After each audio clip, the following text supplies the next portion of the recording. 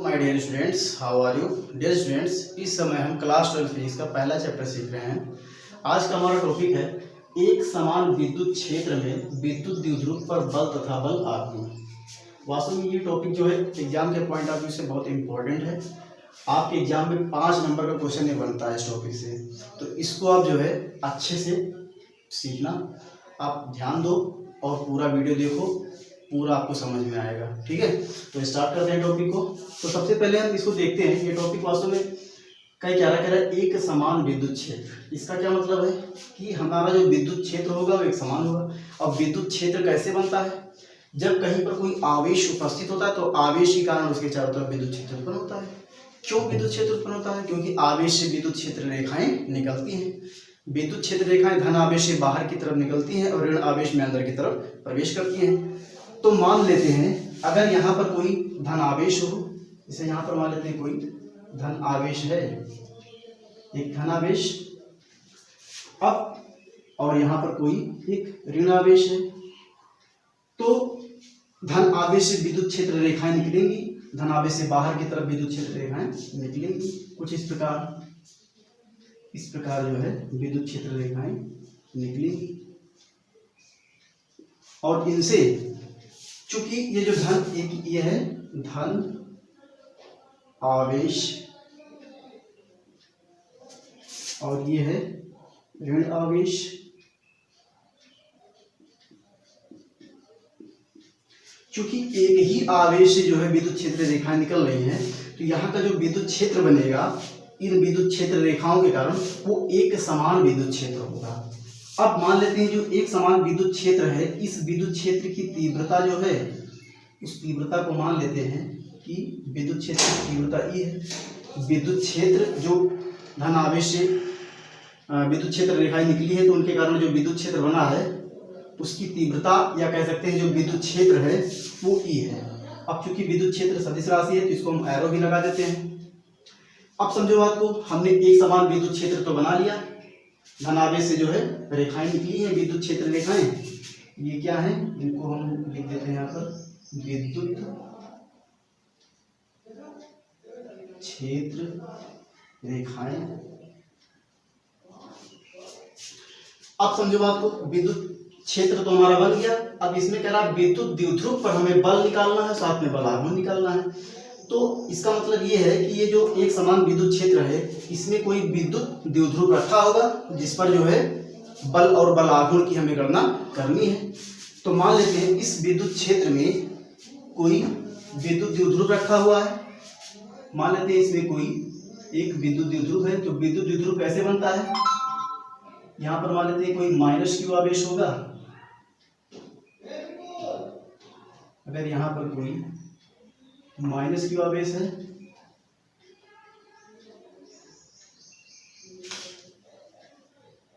Minus Q आवेश और यहाँ पर अगर मान लेते हैं कोई प्लस Q आवेश है, तो और ये दोनों आवेश जो हैं अगर अल्प दूरी पर रखे जाएं, अल्प दूरी का मतलब इनके बीच की जो दूरी है वो बहुत कम हो, मान लेते हैं वो दूरी है 2L।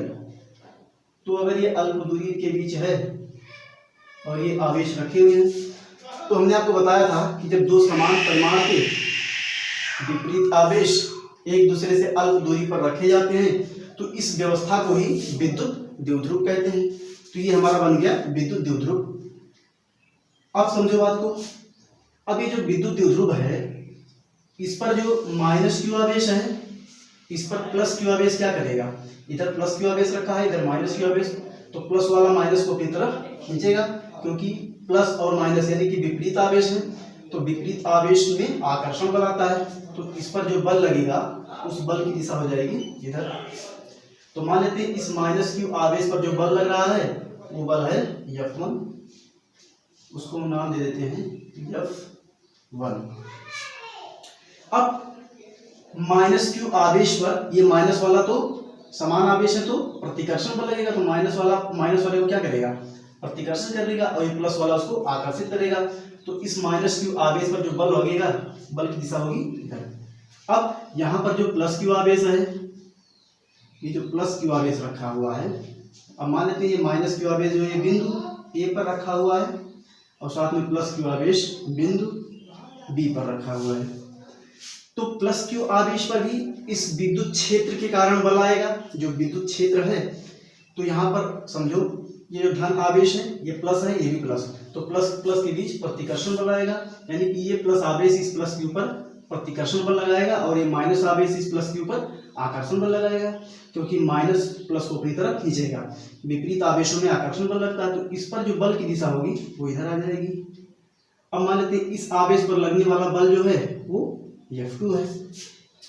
अब समझो बात को, अगर हमने आपको बताया था कि जो विद्युत क्षेत्र का फार्मूला होता है E बराबर F अपान में Q या Q0, तो यहाँ से अगर हम बल निकालें तो बल क्या मिलेगा, F बराबर ये उधर जाएगा तो E इंटू Q हो जाएगा, यानी कि जो बल का मान अगर F1 का मान कहेंगे तो यहाँ पर इसका आवेश Q है और साथ में जो है विद्युत क्षेत्र की तीव्रता दोनों के लिए E है, तो यानी कि F बराबर E इंटू क्यू, तो यहाँ पर भी E इंटू क्यू कहें या इसी को ऐसे भी कर सकते हैं, Q इंटू E कह सकते हैं।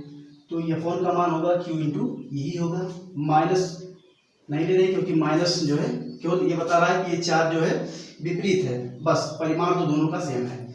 तो इस पर जो बल लग रहा है F1 वो Q इंटू E हो गया, और F2 का मान क्या होगा, F2 का मान भी अगर इस फार्मूले से कहें तो इसका मान भी आवेश क्या है, Q है, और चूंकि विद्युत क्षेत्र जो है वो एक समान है, एक समान विद्युत क्षेत्र है और विद्युत क्षेत्र का मान E ही है, विद्युत क्षेत्र कहें या विद्युत क्षेत्र की तीव्रता दोनों एक ही बात है, तो यहाँ पर जो F2 का मान होगा वो भी Q इंटू E हो जाएगा।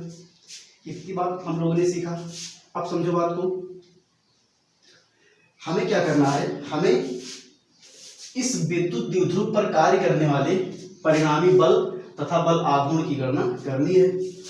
तो सबसे पहले हम क्या करते हैं, जो ये ए बिंदु पर जो माइनस क्यू आवेश रखा है, अगर हम कहें इस पर रखे माइनस क्यू आवेश पर जो बल लग रहा है, बल की क्रिया रेखा क्या होगी, तो इस बिंदु पर बल की दिशा में लंबवत खींची गई जो रेखा होगी यही बल की क्रिया रेखा कहलाती है।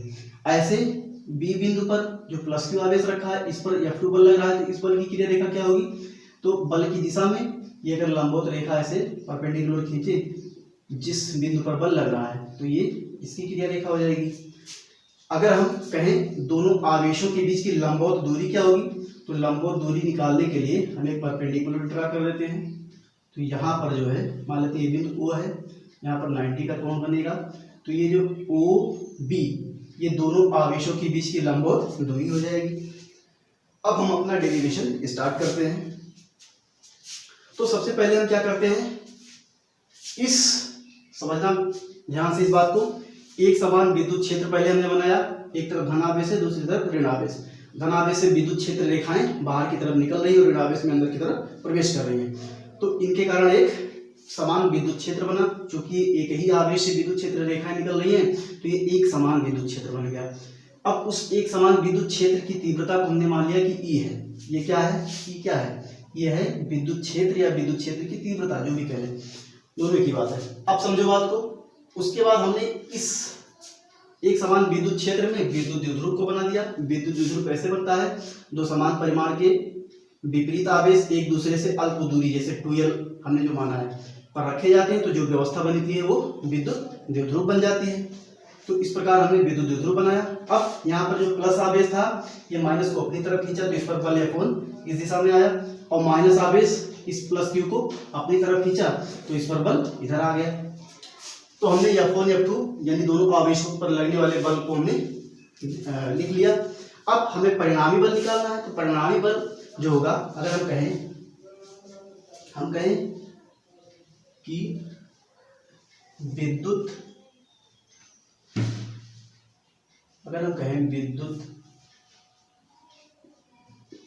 द्विध्रुव पर कार्य करने वाला परिणामी बल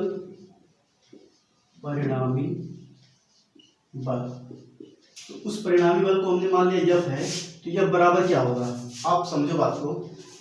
इस पूरे विद्युत द्विध्रुव पर दो बल कार्य कर रहे हैं। पहला बल F1 है जिसकी दिशा इधर है, और F2 की दिशा इधर है, तो यानी कि दोनों बल की दिशाएं विपरीत हैं, तो इनका जो परिणामी बल, इस पर कार्य करने वाला जो परिणामी बल निकलेगा वो दोनों के अंतर के बराबर होगा।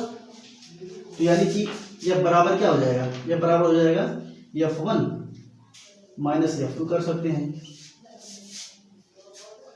तो अब समझो, अब F1 का मान क्या है, F1 का मान भी Q इंटू E है, तो यह बराबर हम कहेंगे, तो F1 का मान कितना है, Q into E minus F2 का मान भी परिमाण दोनों का वही है, Q इंटू E।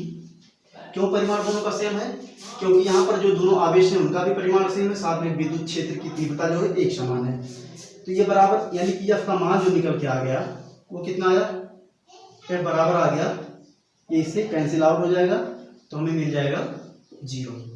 कहने का मतलब क्या है कि इस विद्युत द्विध्रुव, ये आपका क्या बना है, यही आपका जो है विद्युत द्विध्रुव है।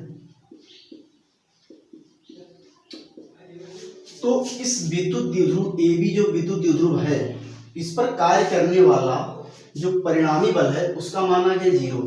इसका मतलब क्या है, इसका मतलब ये है कि अगर एक समान विद्युत क्षेत्र में कोई विद्युत द्विध्रुव रखा जाएगा तो उस पर जो परिणामी बल 0 होने के कारण उसकी स्थानांतरण गति जो है शून्य हो जाएगी। कहने का मतलब ये है कि अपने स्थान से जो है इधर उधर गति नहीं कर पाएगा।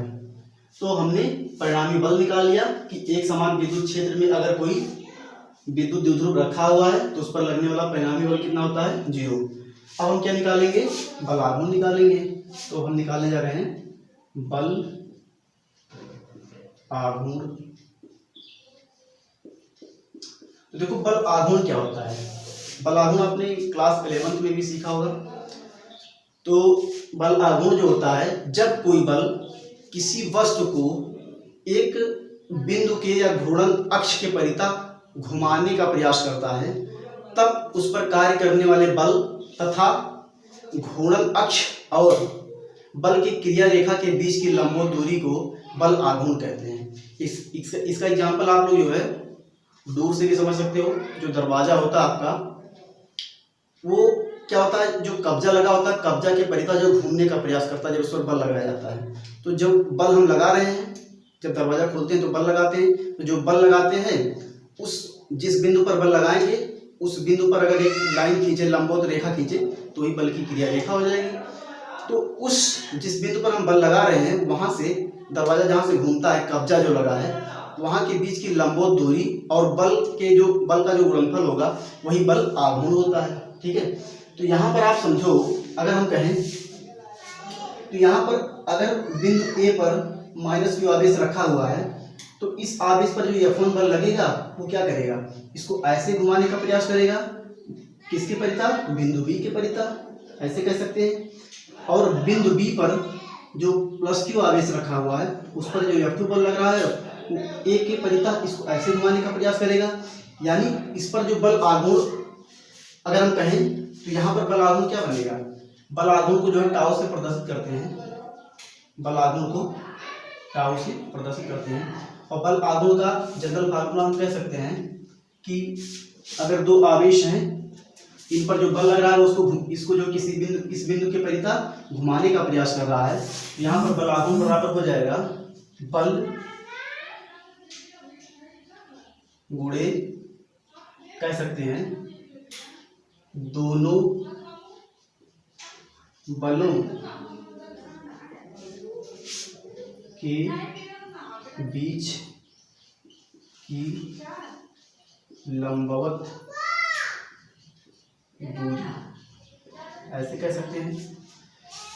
क्यों, क्योंकि बल आघूर्ण में जो दूरी ली जाती है वो लंबवत दूरी ली जाती है। अब दोनों बलों के बीच की दूरी हम क्यों कह रहे हैं, क्योंकि यहाँ पर जो F2 बल लग रहा है वो भी ऐसे घुमाने का प्रयास कर रहा है। तो इस बिंदु के परितः यहाँ कह सकते हैं, यहाँ पर घूर्णन बिंदु से बल की क्रिया रेखा के बीच की लंबवत दूरी, ये भी हम कह सकते हैं।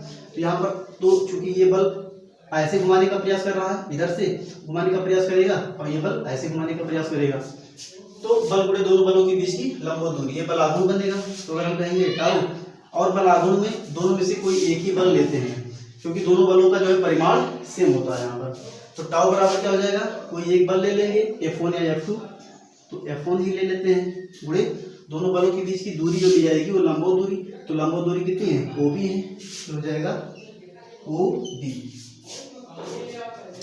अब यहाँ पर इसको मान लेते हैं कि क्वेश्चन नंबर फर्स्ट, तो इसमें हम पहले OB का मान निकाल लेते हैं। तो OB का मान कैसे निकालेंगे, यहाँ पर आप देखो, यहाँ पर बन रहा है त्रिभुज ए वो B एक समकोण त्रिभुज बन रहा है, तो हम कहेंगे, अगर हम कहें यहाँ पर लिख सकते हैं समकोण त्रिभुज ए वो बी से। तो समकोण त्रिभुज ए वो बी में हमें OB का मान निकालना है। अब ये हम मान लेते हैं कि जो विद्युत क्षेत्र की दिशा है उससे ये जो विद्युत द्विध्रुव रखा हुआ है ये थीटा कोण पर रखा हुआ है, ठीक है।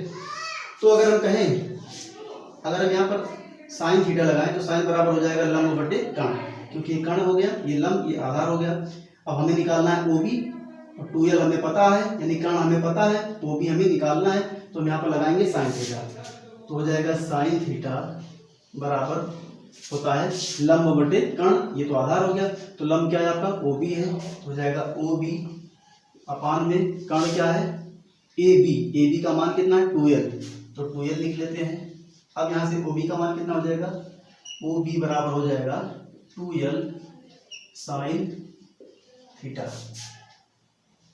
अब हम OB का मान समीकरण 1 में रख देते हैं, साथ में F1 जो बल है उसका मान भी रख देते हैं, तो हम इधर मिटा देते हैं।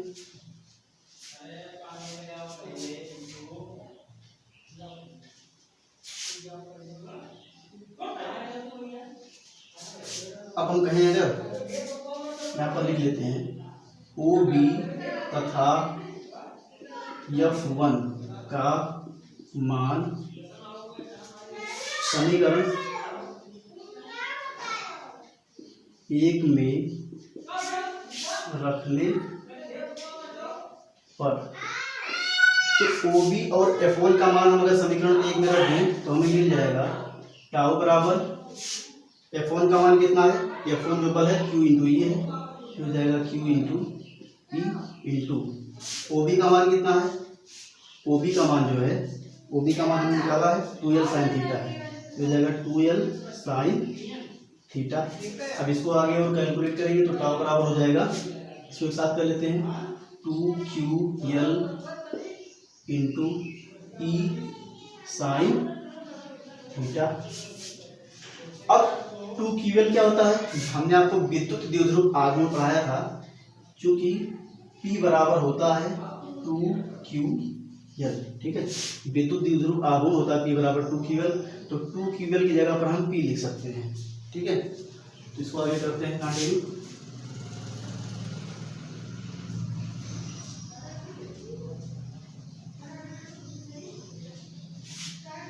अगर हम कहें आगे तो हो जाएगा टाउ बराबर 2ql की जगह पर, इसकी जगह पर हम लिख लेंगे P लिख लेंगे, हो जाएगा P और साथ में E है ही E साइन थीटा।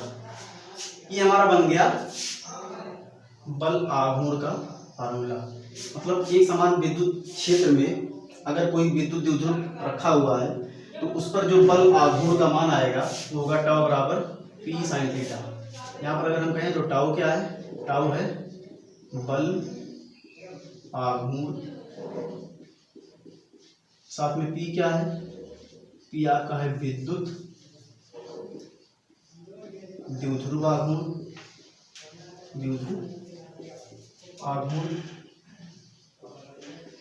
और E क्या है, E आपका है विद्युत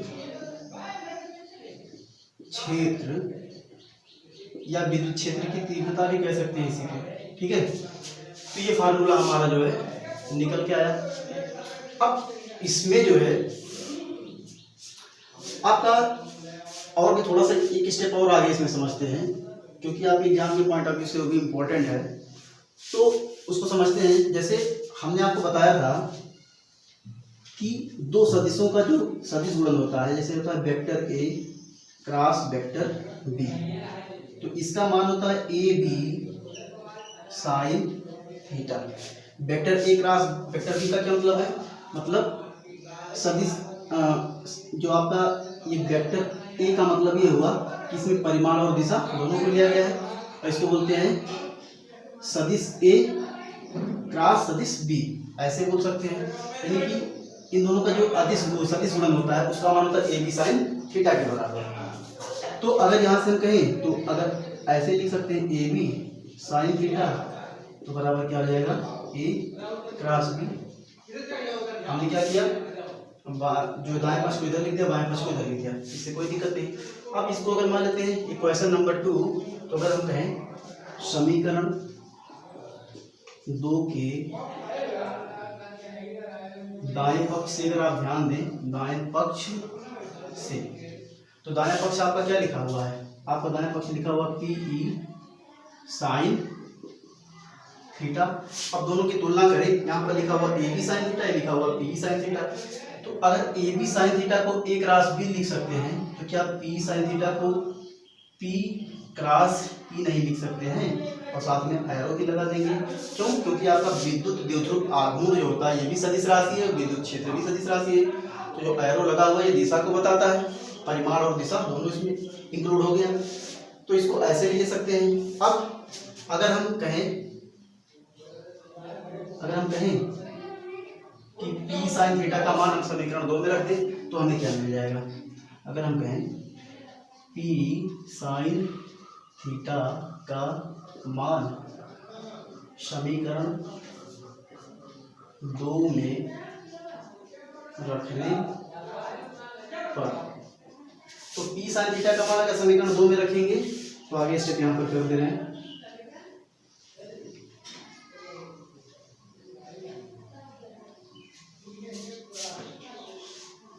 तो ये हमें मिल जाएगा पी साइन थीटा का मान कितना है, पी क्रॉस ई, यहाँ टाउ बराबर हो जाएगा, टाउ बराबर पी क्रॉस ई।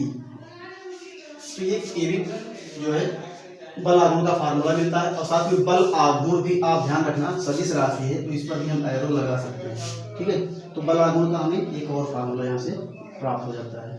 पहला फार्मूला क्या था, टाउ बराबर पी साइन थीटा, ये आपको लर्न रखना है। ये बल आघूर्ण का फार्मूला होता है जब एक समान विद्युत क्षेत्र में कोई विद्युत द्विध्रुव रखा होता है, और साथ में दूसरा फार्मूला ही मिलता है टाउ बराबर पी क्रॉस ई। ये दो फार्मूले हो गए।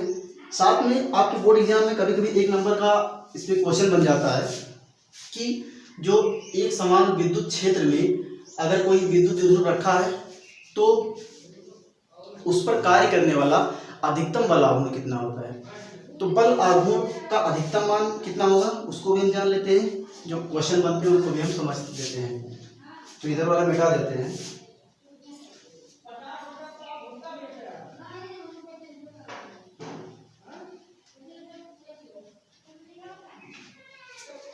अगर हम कहें बल आघूर्ण का अधिकतम मान अगर निकालना चाहें, बल आघूर्ण का अधिकतम मान, तो अभी हमने बल आघूर्ण का जो फार्मूला, एक फार्मूला ये, दूसरा फार्मूला में जो सीखा वो था टाउ बराबर पी ई साइन थीटा, जो भी हमने डिराइव किया था। ये वास्तव में इम्पोर्टेंट है, आपको लर्न रखना है। यहाँ पर जो एंगल आ रहा है साइन थीटा, तो ये जो विद्युत द्विध्रुव जो है ये थीटा एंगल पर रखा हुआ है। अगर इसी विद्युत द्विध्रुव को हम परपेंडिकुलर रख दें, यानी कि 90 के कोण पर रख दें, विद्युत क्षेत्र की दिशा से 90 के कोण पर रख दें, तो यहाँ पर थीटा बराबर जब हमें 90 मिल जाएगा, तो वास्तव में साइन थीटा का अधिकतम मान 1 होता है। ठीक है, तो साइन थीटा का अधिकतम मान कब होगा, 1 होगा जब थीटा बराबर में मिलेगा 90। तो अगर साइन थीटा का मान अगर 1 हो गया तो हमें जो बल आघूर्ण मिलेगा वो अधिकतम हो जाएगा। क्यों? क्योंकि थीटा का मान जो है जब 90 होगा तो साइन थीटा का अधिकतम मान 1 होता है, साइन 90 का मान 1 होता है। तो अगर हम कहें यदि थीटा बराबर हो जाए 90 डिग्री, तो साइन थीटा का मान हो जाएगा, साइन थीटा यानी कि साइन थीटा बराबर 90, तो साइन 90 हो गया, साइन 90 का मान हो जाएगा 1। तो यहाँ पर अगर हम रखें इसमें साइन थीटा का मान अगर हम कितना रख दें, थीटा बराबर अगर 90 दिए तो साइन थीटा का मान कितना 1 आ गया। तो टाउ का जो मान होगा यानी कि जो बल आघूर्ण का मान होगा ये मैक्सिमम हो जाएगा। तो इसको लिखेंगे टाउ मैक्स। टाउ मैक्स मतलब इस केस में जो हमारा बल आघूर्ण होगा वो अधिकतम हो जाएगा और बराबर में हमें मिल जाएगा पी ई साइन थीटा का मान कितना मिल गया हमें 1 मिल गया, यहाँ पर रख देंगे 1। तो टाउ मैक्स का जो मान आएगा हो जाएगा पी इंटू, ठीक है, पी। तो ये जो होता है बल आघूर्ण का अधिकतम मान होता है। कभी कभी आपके बोर्ड एग्जाम में डायरेक्ट पूछ लेगा कि बल आघूर्ण का अधिकतम मान क्या होगा, तो टाउ मैक्स बराबर पी जो है ऑप्शन में देके 1 नंबर का क्वेश्चन बन सकता है ऐसे, ठीक है। तो इतना ही हमें इसमें समझना था। हमारा आज का टॉपिक कंप्लीट हुआ। आप प्लीज़ वीडियो को पूरा देखा कीजिए, आपको समझ में ज़रूर आएगा। अगर समझ में आ रहा है तो आप प्लीज़ वीडियो को लाइक करें और चैनल को सब्सक्राइब करें, क्योंकि इससे जो है आगे की वीडियो बनाने के लिए हमें मोटिवेशन मिलेगा और आपको इस चैनल पर 1 बाय 1 सारे वीडियो मिलते रहेंगे। ओके, मिलते हैं नेक्स्ट वीडियो में। Thanks for